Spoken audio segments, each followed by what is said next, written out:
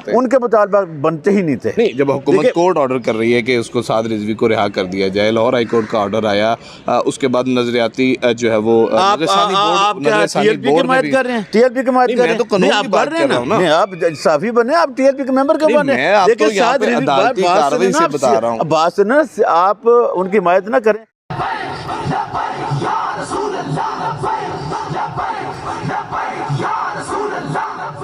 चलने की इजाज़त देंगे अनलॉफुल असम्बली को, जब आपको खंदकें खोदनी पड़े, लाखों लोगों का रोज़गार आप उनको तबाह करें, आप लोगों की जानें ले लें, मेरी गाड़ी जा रही है, फैमिली जा रही है, एम्बुलेंस जा रही हैं, क्या ये टीएलपी से?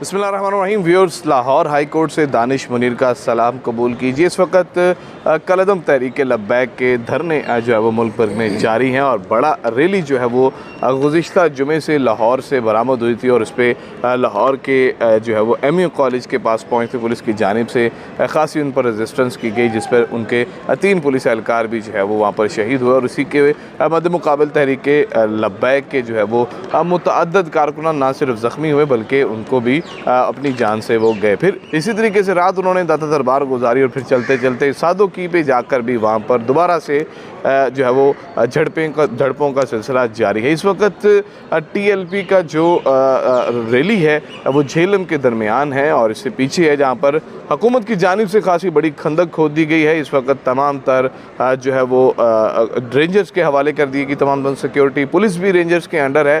दूसरी जानिब पैमरा की जानिब से भी तमाम तर नशरियात को बंद करने के अहकाम भी जारी हैं। ऐसे में लाहौर हाई कोर्ट में दरख्वास्त दायर की गई है कि टीएलपी को मुकम्मल तौर पर बैन किया जाए। इस दरख्वास्त में जो है वो वज़ारत दाखिला को फ़रीक बनाया गया, इसी के साथ साथ मिनिस्ट्री ऑफ ह्यूमन राइट को फ़रीक बनाया गया और इसी के साथ वज़ारत दफ़ा को भी इसी दरख्वास्त में फ़रीक बनाया गया।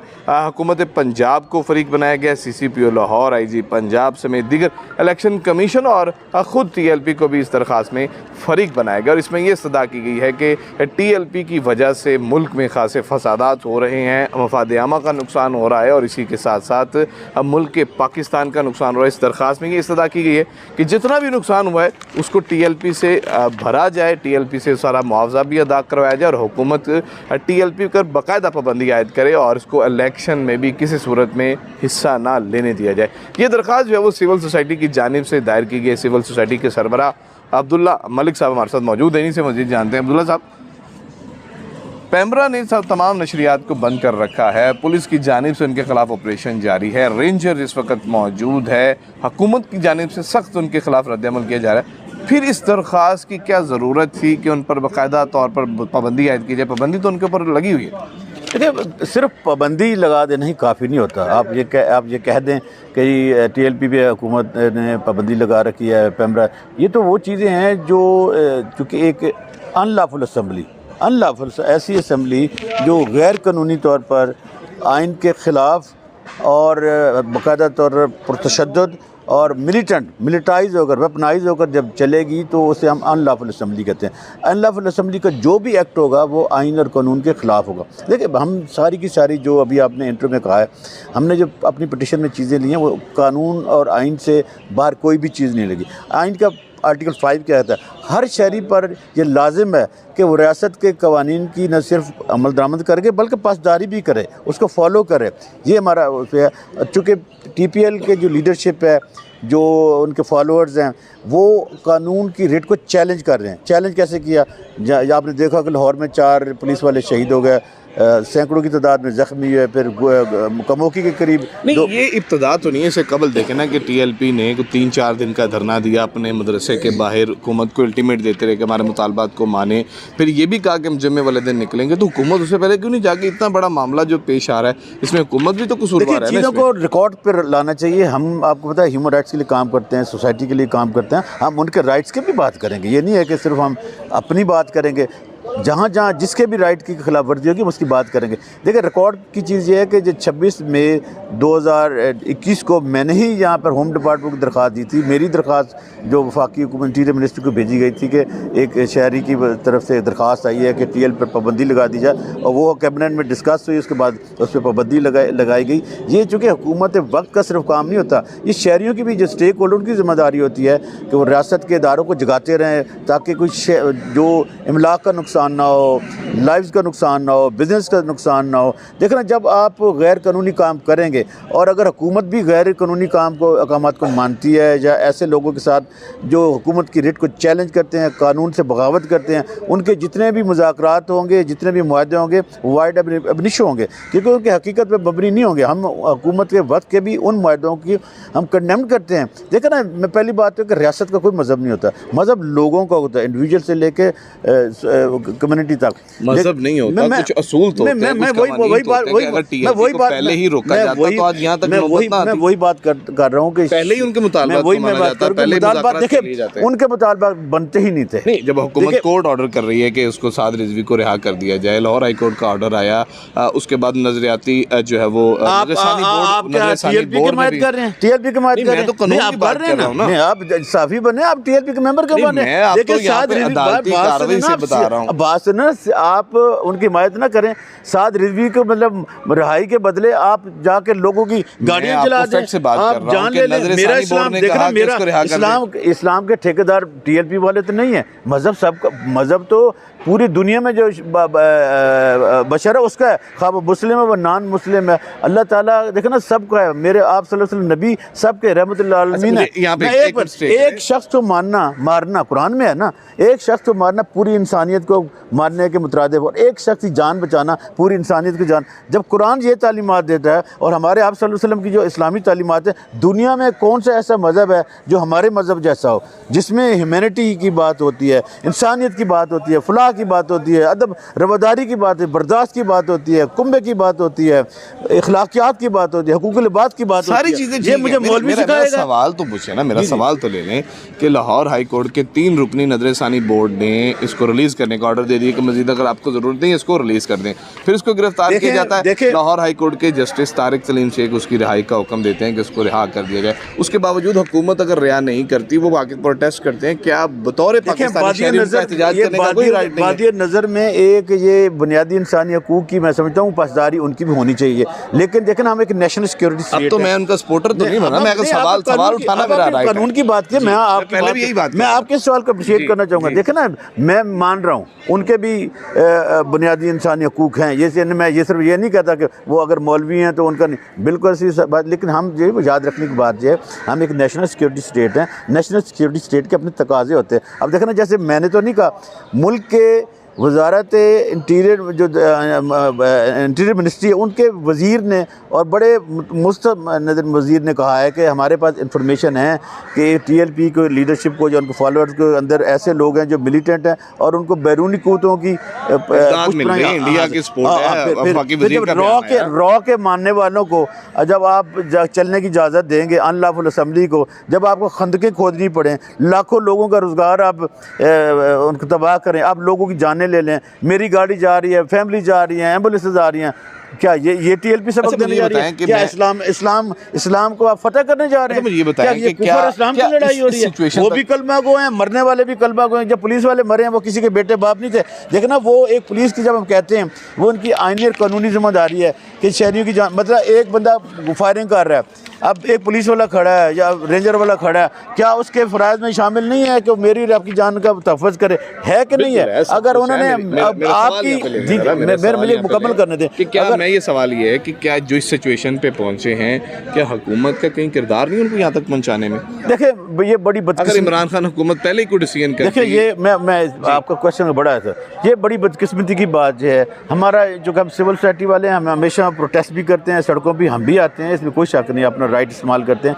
ये हुकूमतों की बड़ी एक मैं समझता हूँ कि मिसमैनेजमेंट है। अब सही कहा कि हमने हमेशा ये कहा है कि ऐसे प्रोटेस्ट को डील करने के लिए जो सिक्योरिटी एजेंसीज के इदारे होते हैं उनको आगे नहीं लाना चाहिए, लोग मुश्तैल होते हैं। आपको एक कमेटी बनानी चाहिए थी। मैं अप्रिशिएट करना चाहूँगा नजम सेठी साहब को, जब वो केयर टेकर CM थे तो उन्होंने एक कमेटी बनाई थी जिसमें देखना एडमिनिस्ट्रेशन के भी बंदे हों, सिविल सोसाइटी के भी हों, मीडिया से भी तल्लक रखते हों, मुख्तलिफ स्टेक होल्डर हो, जाके अपोजिशन के भी लोग भी हों, उलमा कराम भी हों, जाके वो एक डायलॉग करें। अगर डायलॉग के ज़रिए अगर वो मसला हल होता है तो हमें बिल्कुल डायलॉग रखना चाहिए। लेकिन हुकूमत वक्त अगर ताकत के ज़ोर पे अगर कुछ अच्छा काम या बुरे काम को भी करेगी ना, उसके यही नताज होंगे जो आज निकल रहे हैं। हम ये समझते हैं कि ये हुकूमतों की नहली रही है, क्योंकि देखें ना, मज़हब हमारे यहाँ बिल्कुल अल्लाह ताला के हम मानने वाले हैं, हम मुसलमान हैं, हम आप सल्लल्लाहु अलैहि वसल्लम की नबूवत पे यकीन रखते हैं। आप सल्लल्लाहु अलैहि वसल्लम की ऊपर कोई भी हरफ आएगा तो यकीन हमारी जाने कुर्बान है नबूवत पर, रसूल खुदा की शान मुसर पर,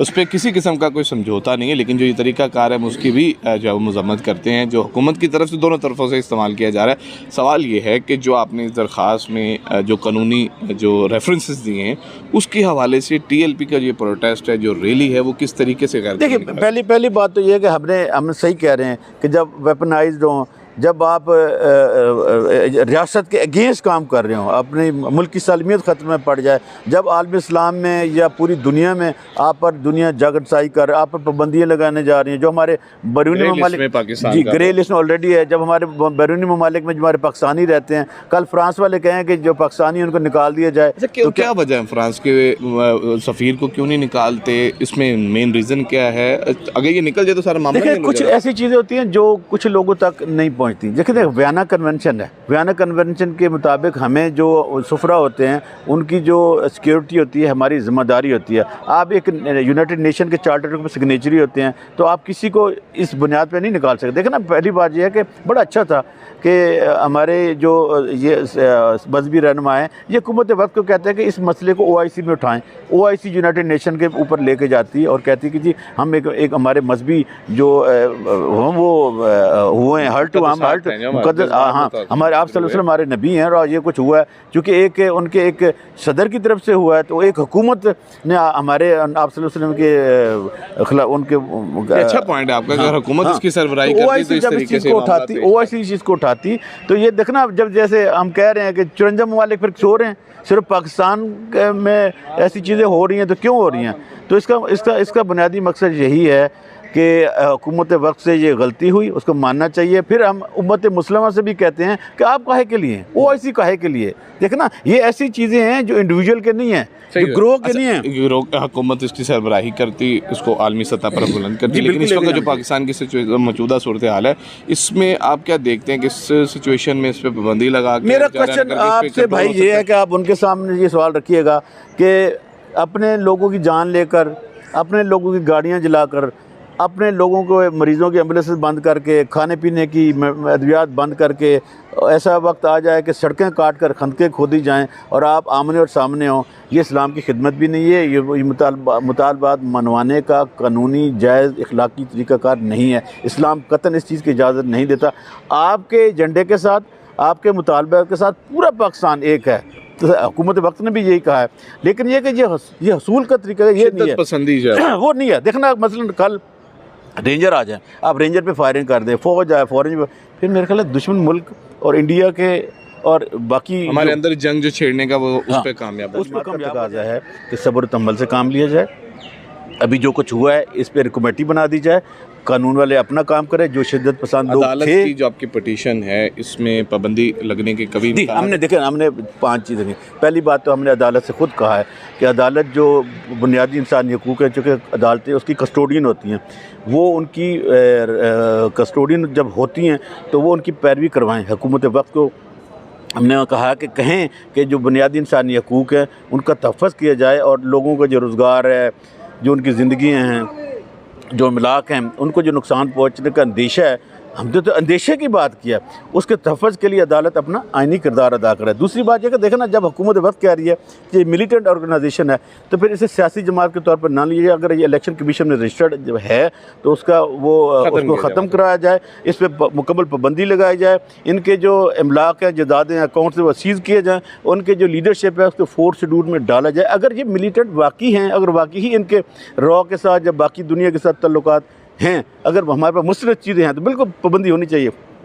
फिर हम कह रहे हैं कि मेरा और जो आपका जो शहरियों को नुकसान हुआ है, वो नुकसान का पहली बात तो ये है कि जानी हो या माली हो, उसके लिए बाकायदा कमेटी हुकूमत बनाए करे, और अगर इनके लोग उसमें मुलव्वस हैं, हमारे पास सबूत हैं, तो जो वो लॉस है इनसे रिकवर करवाया जाए। मेरा देखें ना, मेरा तो कोई नुकसान नहीं है। किसका नुकसान हुआ? स्टेट का नुकसान हुआ है, लोगों को नुकसान, गरीब लोगों की गाड़ियाँ जली हैं, घर जले हैं, लोग मरे हैं। किसने मारे? जिसने भी मारे, अगर हुकूमत मुलव्वस है तो हुकूमत को आड़े हाथ लीजिए, अगर वो लोग मुलव्वस है तो उनको लिया जाए। फिर हम कहते हैं कि सारी चीज़ों के छोड़कर, सारी चीज़ों छोड़, जो उम्मत मुस्लिमा में, जो इंटरनेशनल कम्युनिटी में पाकिस्तान की, जो हमारे इस्लामी तालीमात की ये मसकशुदा चेहरा पेश किया जा रहा है ना, ये नहीं होना चाहिए। जी, इस्लाम का जो मसकशुदा चेहरा है, इस्लाम महज़ब जो है वो मज़हब है और अखलाकियात का दर्ज सिखाता है। किसी किस्म की शिद्दत पसंदी और किसी किस्म की भी जो है वो अग्रेसिवनेस को सपोर्ट नहीं करता, और किसी किस्म की भी हो, चाहे वो मुल्क पाकिस्तान के ख़िलाफ़। और इस्लाम हमें मुल्क पाकिस्तान, अपने वतन के कवानीन पर अमल दरामद करने का भी हुक्म देता है। दरख्वास्तगार की जानिब से यही सदा की गई है कि जो इंसानी हकूक़ की पामाली की जा रही है, और ये इस वक्त बज़ाहिर जो है वो कलअदम तहरीके लब्बैक की जानिब से की जा रही है, इसके ख़िलाफ़ सख्त कार्रवाई की जाए, इसको कलअदम करार दिया जाए, इसके ऊपर बाकायदा तौर पर, कलअदम करार तो है, बाकायदा तौर पर पाबंदी लगाई जाए, और किसी किस्म के भी इलेक्शन में, आइंदा इंतखाबात में हिस्सा लेने के जो है वो उसको अहल ना करार दिया जाए। पाबंदी आयद करके उसको मुकम्मल तौर पर बैन की जाए, ताकि आइंदा किसी भी सूरत में जो है वो पाकिस्तान के ख़िलाफ़ जो कार्रवाई ना कर सके। इस दरख्वास्त पर मज़ीद क्या अदालत में कार्रवाई होती है, जानने के लिए हमारे चैनल को ज़रूर सब्सक्राइब कीजिए और बेल आइकन को भी दबा दीजिए, ताकि आइंदा आने वाली TLP के ख़िलाफ़ पाबंदी से मुतल्लिक़ जो दरख्वास्त है उसकी अहम कार्रवाई आप तक पहुँचा सकें। दानिश पीरी को इजाज़त दीजिए। खुदा हाफ़िज़।